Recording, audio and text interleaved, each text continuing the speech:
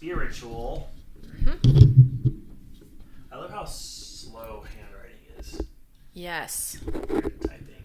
That's why I think you process so much more when you handwrite. Yeah. You feel like the stakes are, well, for me, I feel like the stakes are higher. Yes. My handwriting matters. Right. Did I tell you why I hated reading for the first, 10 years of my life? No. In grade school. That's a long time. Because I went to school before I was homeschooled. Okay.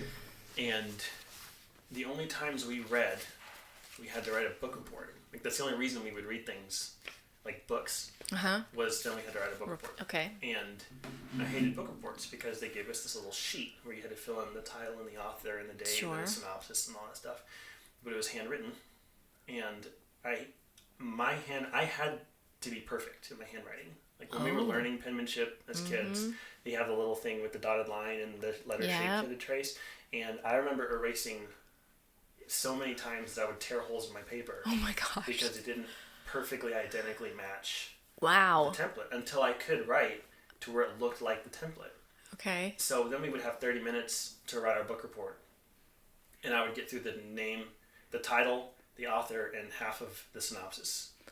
Because I couldn't, I wanted to write it perfectly. Interesting. And so then I would look at my classmates and be like, how are they filling out this whole thing? And they're just okay with the fact that it looks like shit. Like they don't even care that it, I couldn't get past that it didn't have to be pretty. Interesting. And so I hated not having the time to draw the letters I needed to the way I needed for them to be. And so then I would get really low grades for incomplete work for my book reports. And so then all that was tied to chapter 1, page 1, new book. I'm going to end up in tears when I have to turn in a complete book report. And so that wasn't until I started homeschooling. My mom tricked me because there was a book that I was just interested in. It was a Star Wars book. And I started reading it. She was so baffled that I was actually reading something willingly that she at the beginning of homeschooling, she had a curriculum and a schedule, and from this time to this time we're doing this subject, and she was very teacherly about it, and as opposed to later on when she would just give me all the years worth of work and say, get this done and by the end of the school year. Yeah. And so, but she didn't, that day she didn't make me do any of my other subjects. She did not interrupt the reading at all. She let me eat when I wanted to eat. She let me go to the bathroom when I wanted to go to the bathroom, and other than that, she just kind of let me do my thing. And I finished the whole book in a day. And then the next day she was like, so tell me about that book. And so I told her all about it, chapter by chapter, the plot, the characters, the settings, all that stuff. And she goes, can you draw me a picture of all of it? Can you encapsulate all of that in a single picture? I was like, yeah. And then she gave me these note cards and said, draw labels pointing to all the different things that you drew. So I did. And then she gives me those note cards and she says, can you order these in the order of you retelling me the story? I said, yeah. And then she said, can you take everything on these note cards and just convert it to this notebook? And so then I did. And then I showed it to her, and she gets out a red pen and she writes A+. And I was like, what? And she goes, you just did a book report. And I was so flabbergasted. And then from then on, I didn't care. And the other thing is, it looked pretty. It took all day. Sure. But she gave me the space and the time to do it. And then all of a sudden in that moment, my apprehension towards book reports just completely dissolved, and I realized that I loved reading. All of that from just handwriting. And so now when I'm handwriting something, it's still there. I will still erase something if I don't like the way it looks, unless I have to. I wrote the word spiritual just now, and I hate the way it looks, but I'm just choosing to let it be what it is. Go. Okay. And that takes so much emotional energy for me. Interesting. But that doesn't happen when you're typing. Yes, that's true. If anything, you do a typo, and it either is really funny and it becomes a joke, or you just correct it and move on. But you don't have, typing is not a growth opportunity. Right. But handwriting, for me, goes back to life being practice, because I will always have to live with the temptation to redo something if it's not pretty, and the impatience of this isn't done yet because I'm still writing it. But then, anyway, I like it. Okay, where was I? Welcome to the True North podcast, where two practicing light workers get together for 2 hours once a month to talk about all things wholeness and healing for body, mind, and soul. from the spiritual to the metaphysical to the downright practical so that you can find and follow your true north. I'm Ryan. And I'm Abby. Good morning. Good morning. I stole your good morning. I did that both times today. I just got impatient. Are we recording and you We didn't tell have me been again? recording this whole time. I better put the timer on. At some point I've got to go get my son today. I don't know how long we've been recording. Okay. Hi. Welcome back. It's part 2 of episode 3. Yes. I had to think about that for a second. That's never going to not be confusing. Yes. Episode 3, part 2. Here we are. Keeping people on their toes. Right, and we kind of teased about you peeing in your car, so I'm thinking we're probably going to have to shed some light on that. We are going to have to. Yes. I was hoping in the 5 minutes that we were taking a break that you would have forgotten about this. Yeah, no, Okay, so, no, not going to happen. Let's see, I have my time codes right here. Right after your hysterectomy idea is Ryan's peeing in car story at 31 minutes. So we will start there. And Here we are. Where is it? Oh, there it is. 31 minutes. We're only 31 minutes in on our debriefing. Is it echoing again? Echo. Oh, Do you hear that? I can hear myself. Why is it doing that? Well, they're playing music out into. That's the beginning. Mm-hmm. So that's just that episode. Stop. You can tell I came here prepared to do this. Oh, you can still hear us. Or me. I didn't hear you, but I can hear me. I think it's because I had to turn the volume on Okay. to be able to hear this. 31 minutes. I have a professional mentor at work. And he mentioned that the other day. He was like, traffic is so weird because everyone going slower than you think is like an old grandma, and everyone going faster than you is like a bat out of hell. Like whatever you're doing is the one that everybody should be doing. Yes. He's like, if somebody's really like just trying to cut through traffic and you can see them just trying to get somewhere, like at least where we are, the response is for everybody to band together to teach them a lesson and block them in, Yes. and like they're not gonna get it fast enough. Exactly. Get bumper to bumper. Yes, so exactly. they Like can't go really slow between like a car and a wall. Like Yes. And he goes, what if that person like just really has to pee and they still have like several miles to go before they're home and they're going to pee in their car? I can relate. And he goes, and I was like, yeah, Still no, true. my response is to just try. I was like, no, I just want them to stop being an asshole. Right. And he goes, clearly you've never been that person. And I was like, oh shit. And then yesterday, I shit you not, I'm gonna cuss. I already knew where this was going. Okay. I drank a lot of tea. I think you were boxing me because you were like, I really have to pee. And I'll just say I did not make it home in time. I was just like, okay, this is gonna happen, and I've made it 33 years. I had a good run, And I'm sitting there just thinking about him, like, oh, you mother. The universe only made this happen because. See? You know? Right. It's So like, I went okay, Ryan, we're gonna show Yes, you. I texted him. I was like, we're not gonna talk about peeing cars ever again. Yes. Learned my lesson. I was in standstill traffic. We were not moving. I was like, okay, well, this is the end of my life. Yes. It truly is sometimes. It was very humbling. And I had this little post-it on my steering wheel that was flipping me off. It was a great moment for my ego to be kept in check. I love how the universe works like that. Like they just, when you're in tune and you're paying attention, they give you the best messages in the best way. Like, we're gonna make you pee your pants. In the worst way. It's always the worst way. That's the best way is the worst way. Oh my goodness. Like, if you keep a good spirit about it, you're like, okay, good one. That's awesome. And again, stepping outside yourself, I was like, well, this are. is really funny and also terrible. Yes. It's the pig in the car story. Yes. But it made me think of my hysterectomy story. Oh, I'm still echoing. I'm gonna. Did I share that last time? You did. You did. Okay. We talked about The hysterectomy, the what if... Positive intent. I'm not recording the transcript software. Dun, dun, dun. This really is raw. Like, we really do just show up.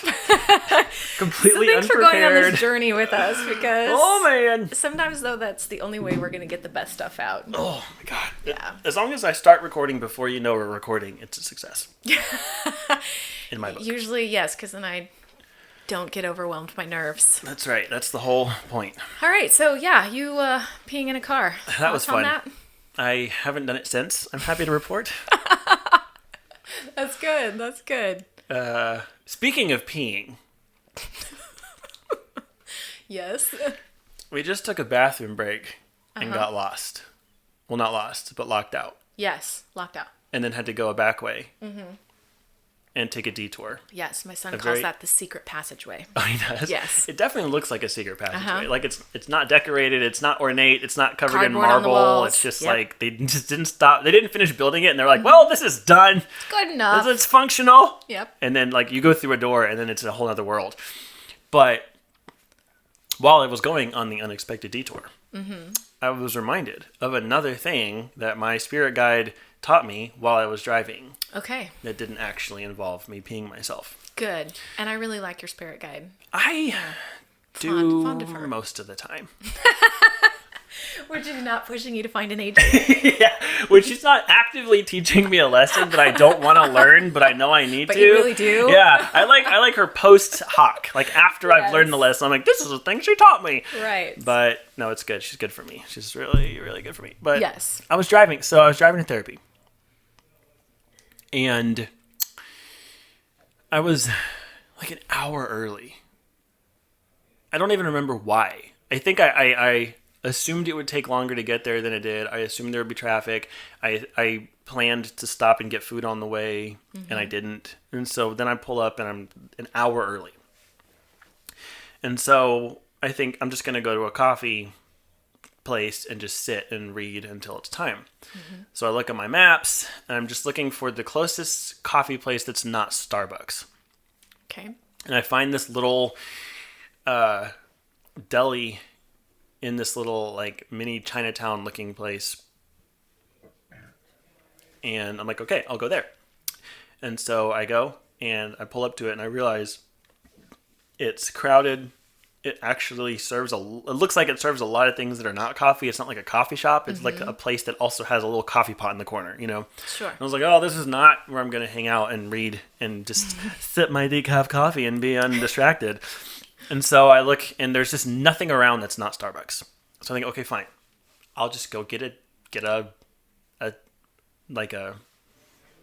tea or something and sit, because I do not like their coffee.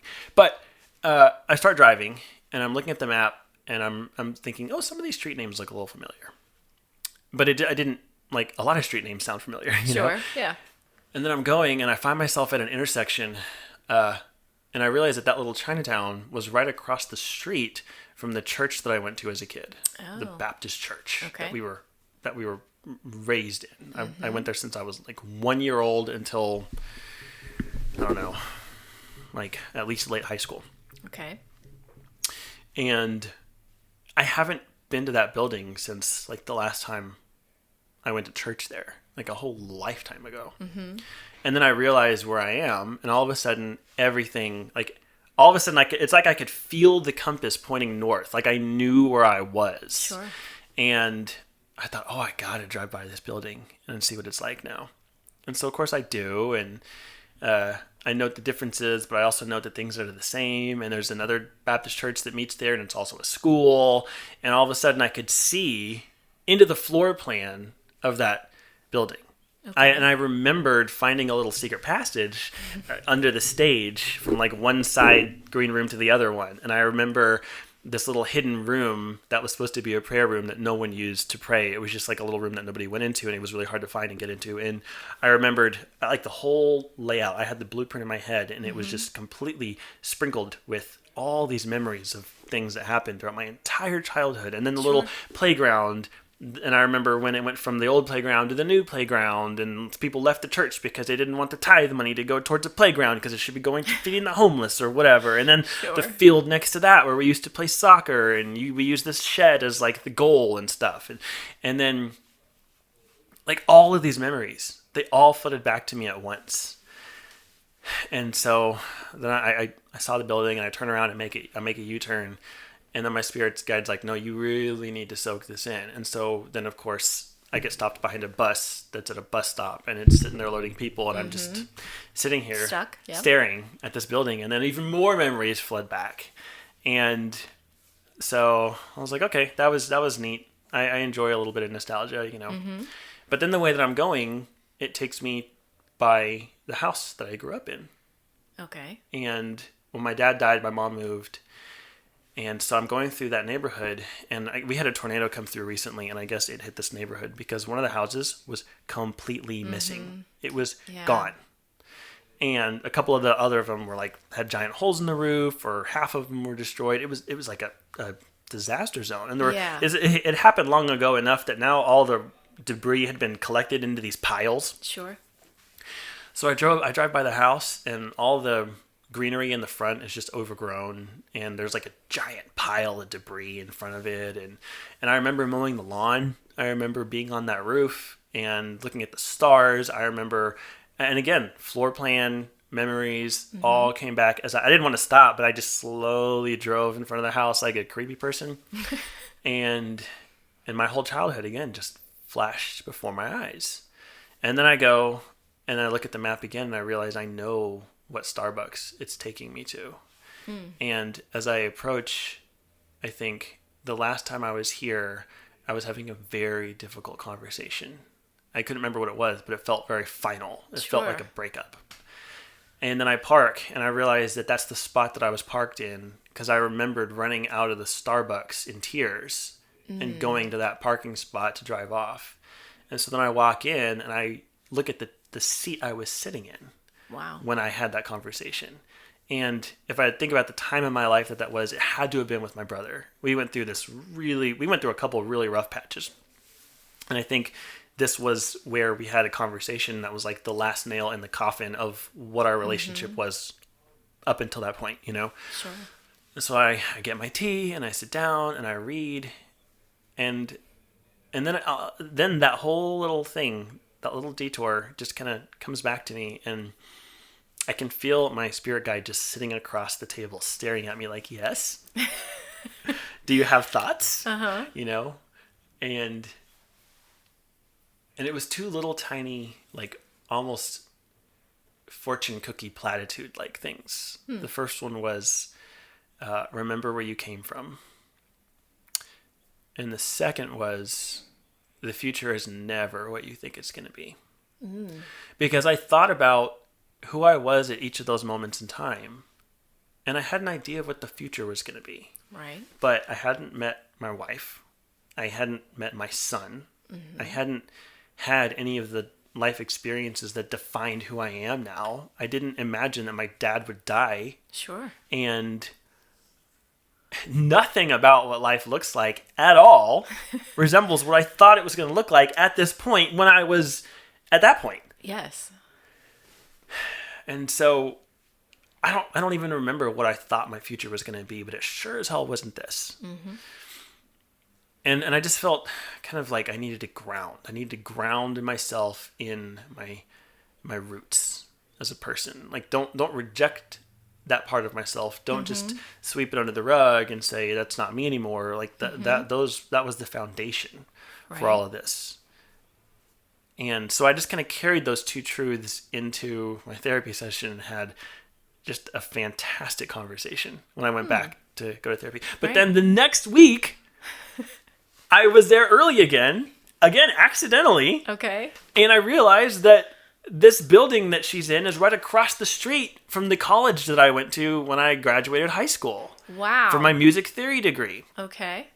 So I said, I'm going to fucking do this. So I go and I just go roam around campus. Nice. And I park where I used to park. I walk in the entrance I used to walk in. And I thought, this is so far from the music building. Why did I do this? And I realized I always had a class in this other building beforehand.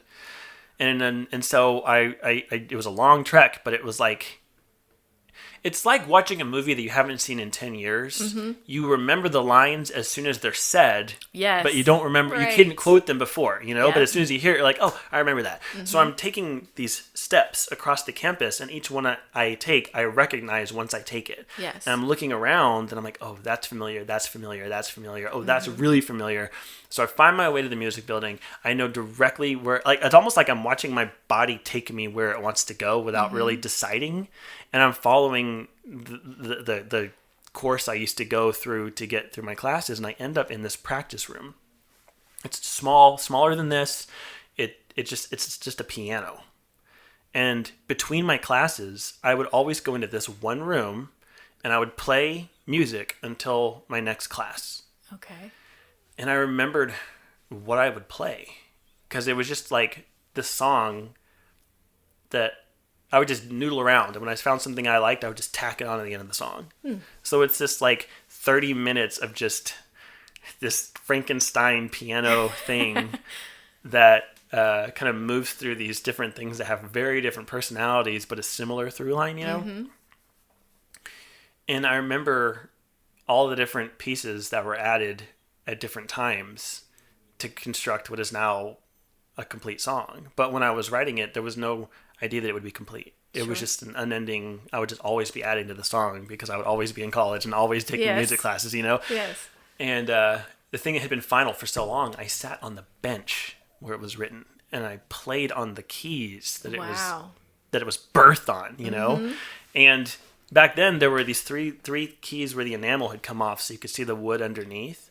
And this time there were 4. There was like one little added one that somebody, you know, and it just felt like reuniting with a lost love. Like the walls were throbbing with this welcome home echo as my song bounced off of them and played back to me into my own ears like a music box that all I had to do was wind up and watch it play. And it was just beautiful. It was like magic. And I just finished the thing, and of course there are like tears. And I just say thank you. And I don't know who I was saying thank you to. It wasn't to my guide. It wasn't to the room. It wasn't to me. It was just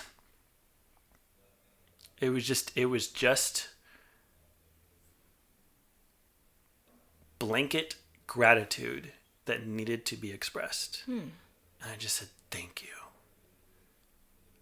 And I just sat there in silence, just taking it in. And then, of course, I get out of the practice room, and I walk back to my car, and then I'm driving away, and I go to therapy, and again, I had a really, really great session. I love that. And again, I just felt my guide's presence. Like, she wasn't sitting there waiting for the epiphany. She wasn't, you know, but it was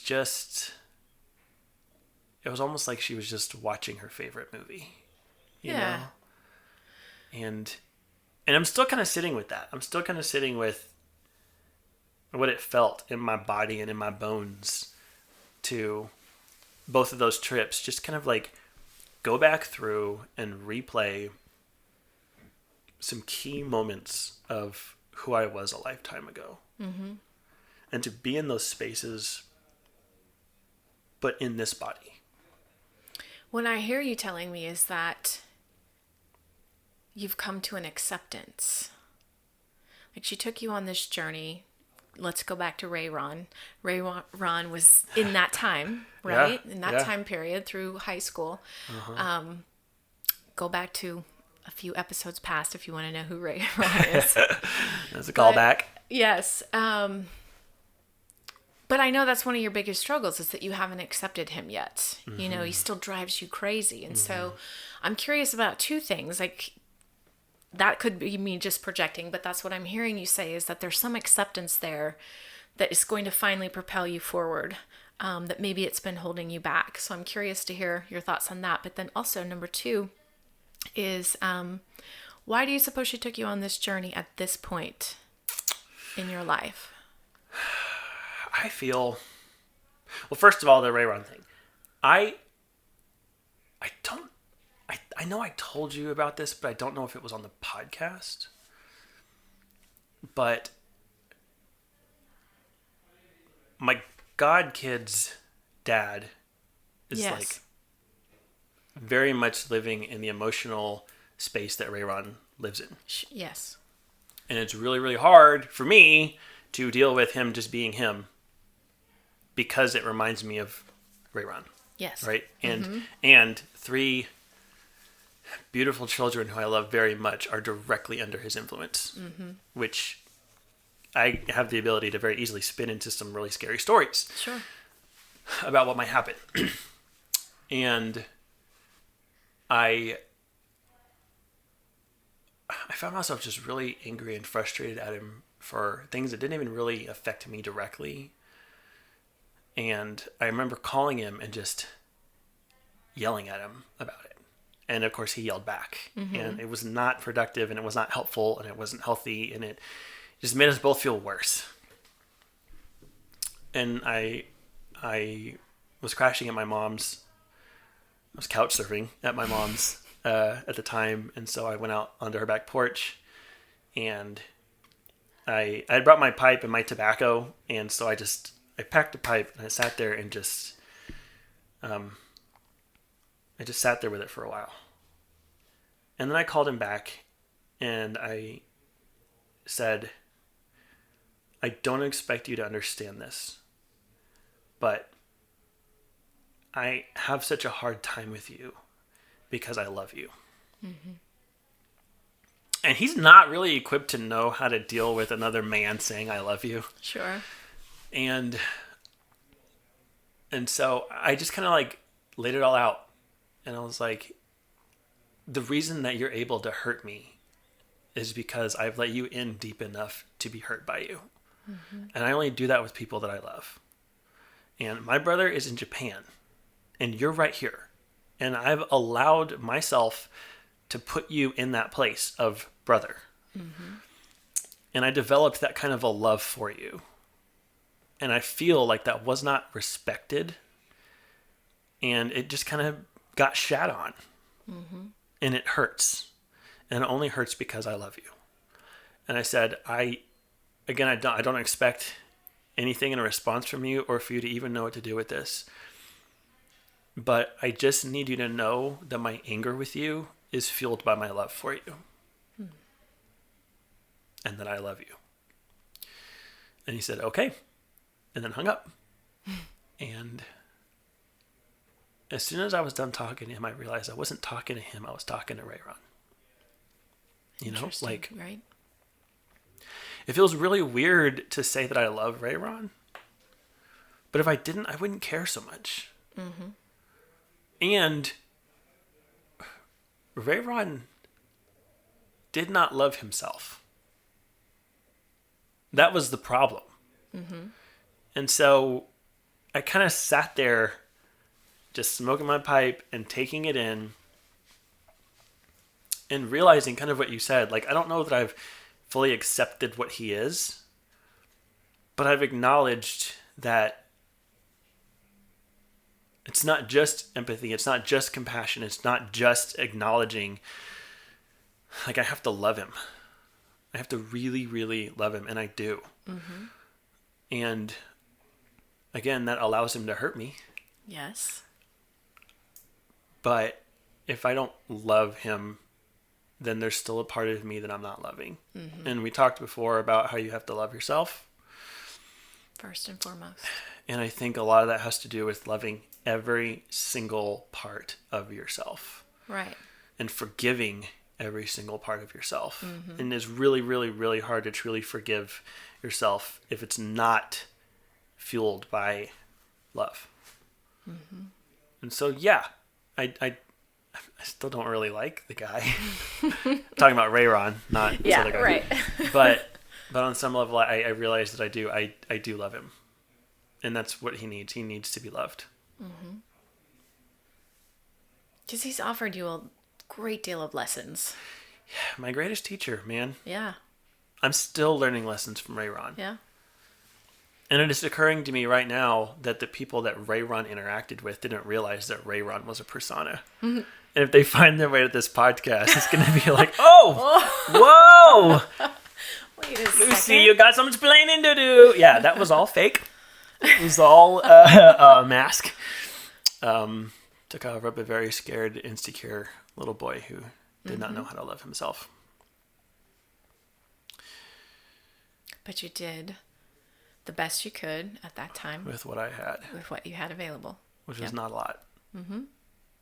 But we were all doing that. Like, that's the other thing. Is that if I look back at my memories of high school, every single person I was doing life with was doing the same thing. That's naturally what happens at that age. Yeah, they were all Rayroning. I wasn't the only person just alone. Being a faker trying to present myself as who I wanted them to think I was. Yes. I didn't know any of them because they didn't know themselves. Exactly. And whoever I thought I knew was just them trying to be whatever the group wanted them to be. Exactly. You know, some people are better at it than others, but I mean, shit, man, we were all Rayron. Yes, I don't think I know anybody at that age that knows who they really are. And isn't trying to convince the world that they are who they think they want to be. Exactly. Yes. That's a necessary thing. Mm-hmm. It is. It is. Because, maybe you can't get to the awareness that you're at now if you don't first have that. Right. And then I don't remember how many episodes ago it was, but we were talking about how, like, awareness is step 1. Yes. And then step 2 is, like, verbally acknowledging that. Because then once you do, all of a sudden, everybody you meet who lives in that space, you now have a bridge to connect with. And if you don't, you're going to recognize that part of you that you don't like, and then you're just going to not like them. Mm-hmm. And that's just not a good place to be. Anyway, I'm just glad that my guide chose to take me on a tour of my childhood instead of just making me pee myself again. And we're back to being Yes, I am glad for that too. What was the second nugget? The second... Oh, so you talked about Rayron, and then the second thing you said was, why do you think she took me on that tour right now? At this time. If I had to come up with an answer right now on the spot, it would probably be something along the lines of, right now I am so hyper-focused on my future that I think if you're gonna live there,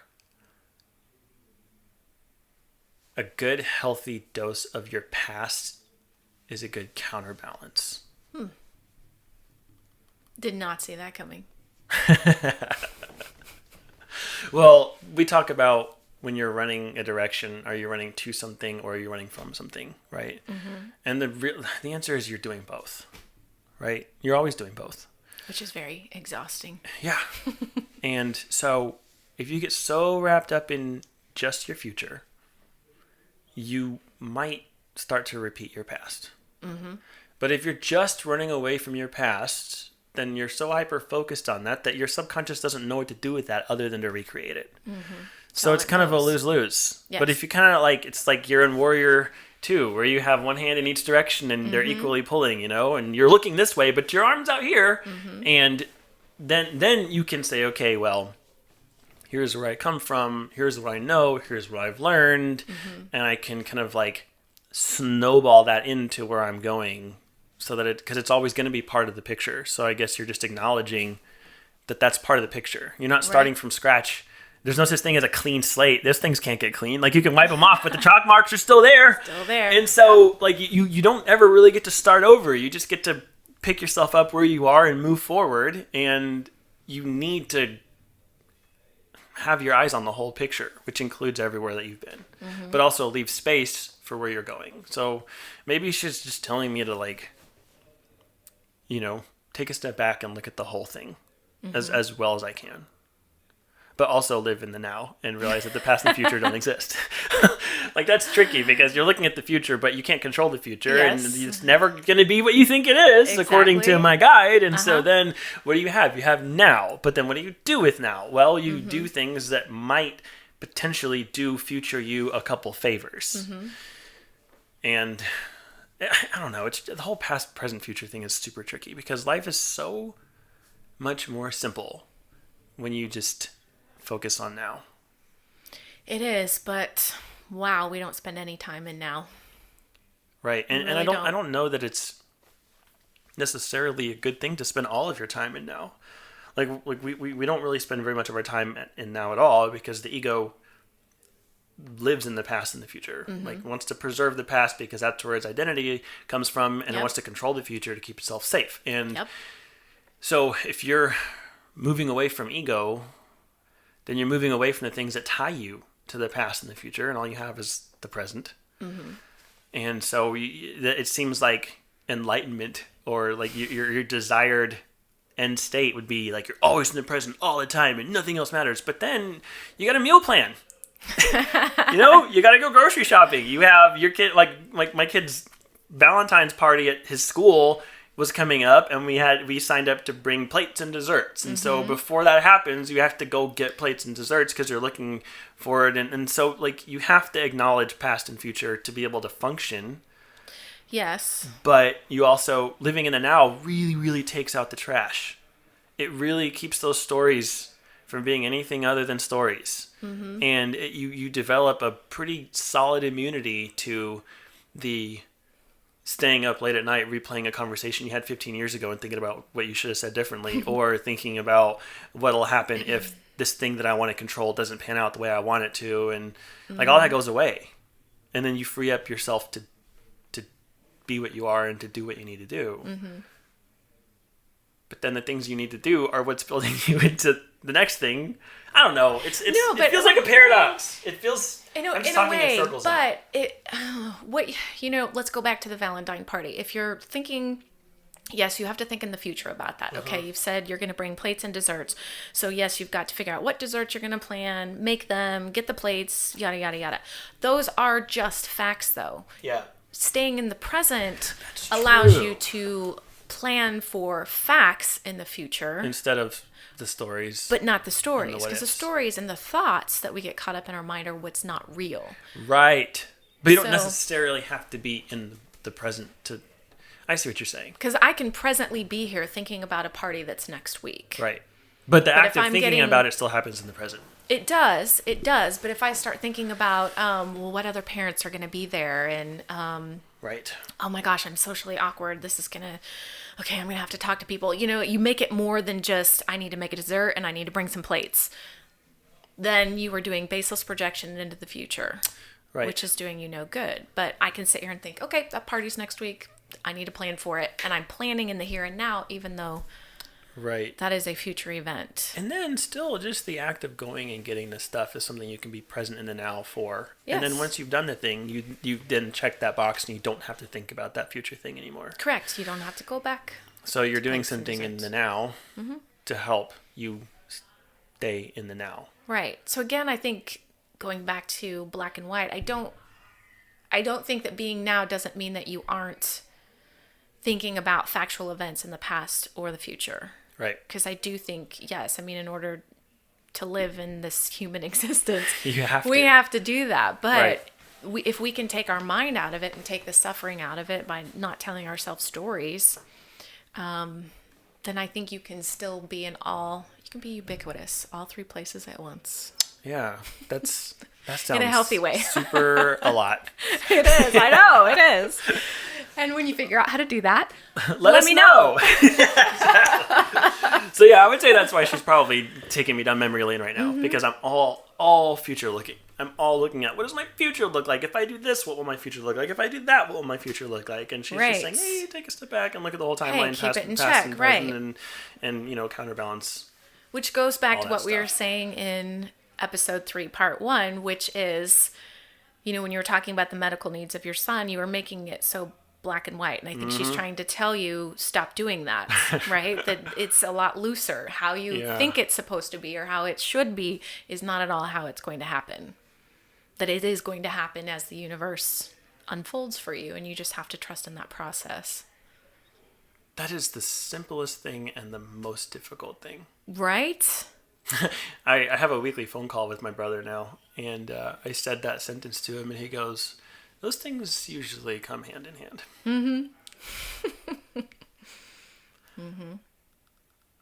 Yeah. So memory lane. Yeah. Also, did we set a timer this time? We did, and I think it's about ready to. Yeah, we have about 5 or so minutes. What? I feel like we just started this episode. I know, we did. And then I'm rushing out here to go pick up my little man. Yeah, memory lane. So, if you're looking at the future, also look at the past.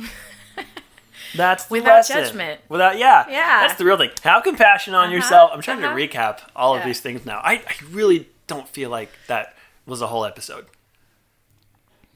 That's crazy. Yeah. But I'm just, okay, so the reason why I asked you why right now in your life, because I think there's something more than even what you are saying in this present moment. So there you go. That's another challenge for you. Dig deep into that.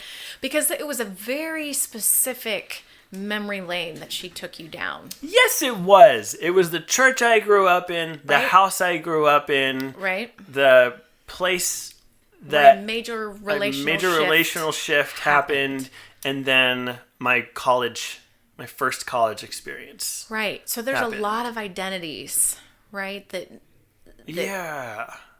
I'm curious that there's a reason, and I think it's more than what you may be aware of right now. Well, I mean, even the college one the next week still fits into the remember where you came from, and the future isn't always what you think it's going to be. Because when I was going to college for music theory, I had some kind of an idea that I would find a job in the music world. Mm-hmm. That's why I did that. And that hasn't happened. But let's take away what you went there for and think about that time in your life. Is that the time that you've maybe just started coming into your own? That was the beginning of my movement away from Rayron. Okay. So maybe not looking at it from, well, I went there to do music and I'm not doing music, but what identity shift did you have at that time period when you were there? Okay, so Starbucks was the beginning of a relational shift. Mm-hmm. The college was the beginning of an identity shift. Mm-hmm. The home and the church were chapters of life. Mm-hmm. The home ended because I got married and moved out, which was a relational shift and an identity shift. Mm-hmm. The church ended. Well, it really ended because they got a new pastor that my parents didn't like. So then they moved churches. So you could call that a relational shift. Oh, but you can also go ahead. Oh, they're all defined by both a relational and an identity shift. The beginnings and ends of those. Huh. It's almost like I'm being told that I'm going through an identity and a relational shift. Ding, ding, ding, ding, ding!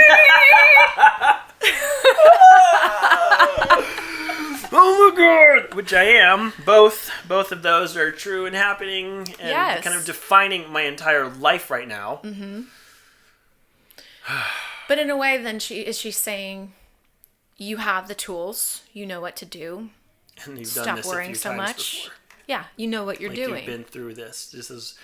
These are all times that you lived to tell about a shift in those things, and your life became more of what it needed to be. Exactly. It's like that was your evidence list right there. She just gave it to you. All those times were times that it was time to go to the next thing. And you survived. And that's the key. That second part. And you survived. So that's what she's also trying to tell you. Make this next jump. You will survive. Don't get back into the old habit of finding another job in graphic design, art director, if that's not what aligns with you. Oh my god. Because then the next thing, after I moved on to my second college experience, which was not music, I learned a bunch of things which carried my life and my career forward, which opened up to all kinds of opportunities that wouldn't have happened if that hadn't happened. Right. We moved churches. That led to my eyes opening that there was more to the religion than the Baptist faith, which then ultimately was the first chip that led to a crack, that led to a fracture, that led to my deconstruction, which led to the Wayfinder thing. And then my dad dying move my mom away from that house into a new house where I watched her kind of come into her own and become her own person and understand grieving and learn how to be that for other people. And then the end of what my relationship with my brother was made the way for it to become what it is, which is a lot more, oh my God. Mm-hmm. God damn it, Abby. Oh. Interesting timing. Mm-hmm. This has been Therapy with Abby. I have 2 therapists. One of them I pay for. Not really. Good Lord. That's yes. as though my God, I told you in the last episode that every single day she's been doing one little thing to like nudge me towards, hey, work on that next thing instead of going into another. And now this is not a nudge. This is like a shove. Yes. This is like a hockey check. Happy to help. Oh my God. Oh my yes. God. Oh my God. So on that note, I will be putting together a mailbox for you all. And I will be procuring an agent. Yes, exactly. And you'll be getting an agent and reporting back to us next time. Do my public speaking and get my book deal. Get your book. And... Yep. You know what's funny is I got a buddy who's been working with my resume like to try and help get it where it needs to be. Mm-hmm. And every time he's giving me really, really good advice that's going to help get me a job. Mm-hmm. And every time he's given it to me, I've pushed back. And I ask myself, like, why? I go to him because he's more of an expert in this field and he knows what he's talking about. And I know that if I do what he says, I'm going to land a job sooner than later. Mm. And now I'm realizing that the reason I'm not listening to him is because I know that if I do what he says, I'm going to land a job sooner than later. That you don't really want. Right. And so my guide is like, hey, how about we just turn you around? And that's all well and good. Yeah, but you're not going to do that right now. Yes. Mm-hmm. And it just became clear to me that that's why like I'm intrinsically just not listening to him because I don't want to have what that would yield. Right. I'm not after that. And I bet if I were to ask you to do a body scan, you would feel that physically in your body. And it wouldn't feel good going in that direction, doing everything that he says, landing the job. I guarantee there's probably a negative physical response to that, which is again your body connecting with your spirit saying you are going the wrong direction. Well, the funny thing is, while you were saying that, I just tried on for size.